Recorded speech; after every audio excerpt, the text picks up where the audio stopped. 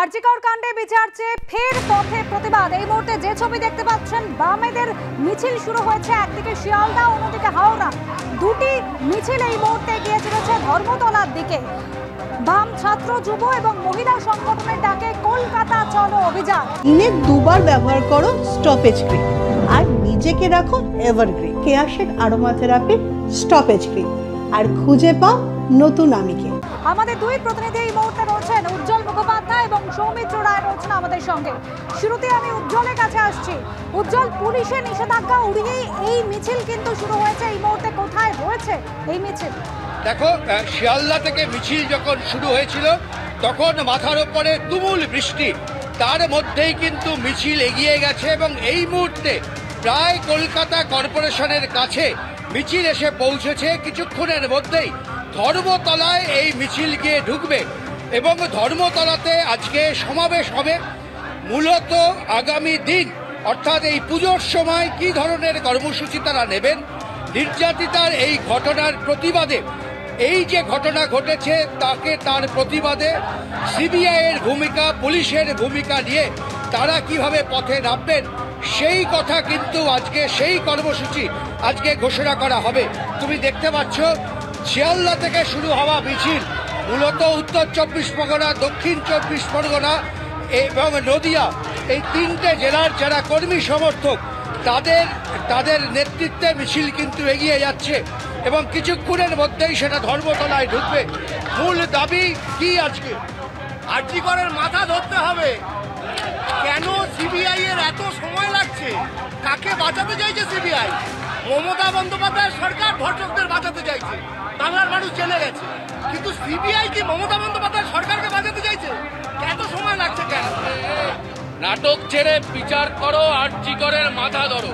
যদি শিক্ষা দুর্নীতিতে শিক্ষামন্ত্রী গ্রেপ্তার হয়, রেশন দুর্নীতিতে খাদ্যমন্ত্রী গ্রেপ্তার হয়, স্বাস্থ্য দুর্নীতিতে স্বাস্থ্যমন্ত্রী গ্রেপ্তার হবে না কেন? আর কতদিন সময় লাগবে? সবাই জানে একটাই পোস্ট, বাকি সব ল্যাম্প পোস্ট।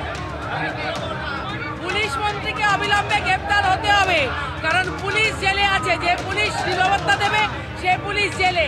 আজও সিবিআই কোনো ব্যবস্থা কেন নিল না?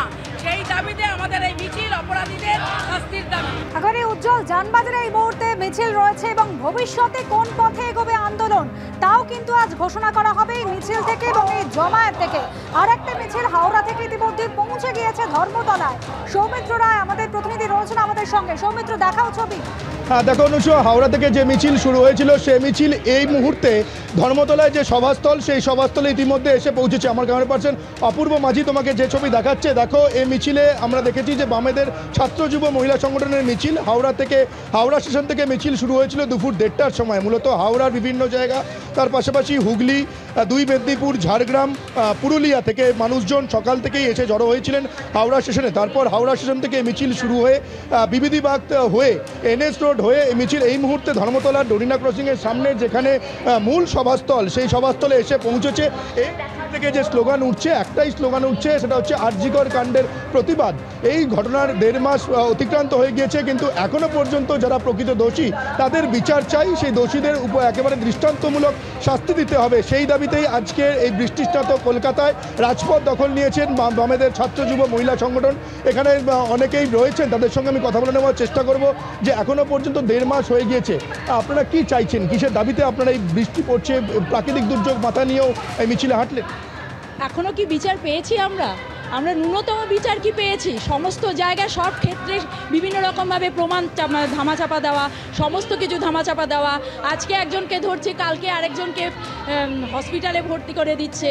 বিভিন্ন রকমভাবে মুখ্যমন্ত্রী থেকে প্রত্যেকজন, যারা প্রত্যেকে যুক্ত, আমরা তো বারবার বলছি মুখ্যমন্ত্রী সমস্তটাই জানতেন, এবং সেই সমস্ত ডাক্তাররা যারা এত নক্করজনক কাজ করেছেন তাদেরকে পর্যন্ত সাপোর্ট দেওয়া।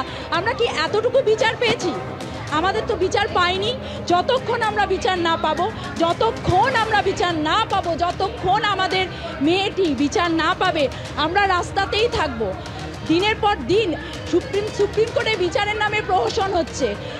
আমাদের পয়সায়, আমাদের ট্যাক্সের টাকায় সরকার, রাজ্য সরকার আমাদের ট্যাক্সের টাকা দিয়ে আদালতে উকিল দিয়েছেন নির্যাতিতা ধর্ষকদের পক্ষে। আমরা আজকে তার দাবিতে বিচারে নেই। তুমি শুনতেই পেলে এখানে যেমনটা বললেন যে যতদিন পর্যন্ত না বিচার পাওয়া যাবে ততদিন পর্যন্ত তারা রাজপথ ছাড়বে না। এই মিছিল মিটিং কিন্তু বাড়বে যতদিন পর্যন্ত না যারা দোষী তাদের দৃষ্টান্তমূলক শাস্তি হবে। এই মুহূর্তে তোমাকে মূল যে সভাস্থল সেই সভাস্থলের ছবি আমি দেখাবো। আমার ক্যামেরা পার্সন অপূর্ব মাঝি দেখাচ্ছে, দেখো ঠিক ডরিনা ক্রসিংয়ের সামনে এই মঞ্চ তৈরি হয়েছে। এই মঞ্চেই ডিওয়াইএফআই, এসএফআই এবং মহিলা সমিতির যারা উচ্চতর নেতৃত্ব রয়েছে তারা এই কিছুক্ষণের মধ্যেই এখানে বক্তব্য রাখবেন। এবং তুমি জানো যে শ্যামবাজার পাঁচমাথার মোড়ে মেট্রো স্টেশনের সামনে এই বামেদের ছাত্র যুব মহিলা সমিতির তারা ধর্ণা অবস্থান তারা চালাচ্ছিলেন। তারপর আজকের এই কলকাতা চলো এই অভিযানে তারা ডাক দিয়েছেন। আগামী দিনে কি তাদের কর্মসূচি হবে সেটা তারা কিন্তু আজকের এই যে সভাস্থল সেই সভাস্থল থেকে তারা ঘোষণা করবে। যতদূর পর্যন্ত জানা যাচ্ছে যে পুজোর আগে আর কোনো কর্মসূচি ডিওয়াইএফআই, এসএফআই এর থাকবে না।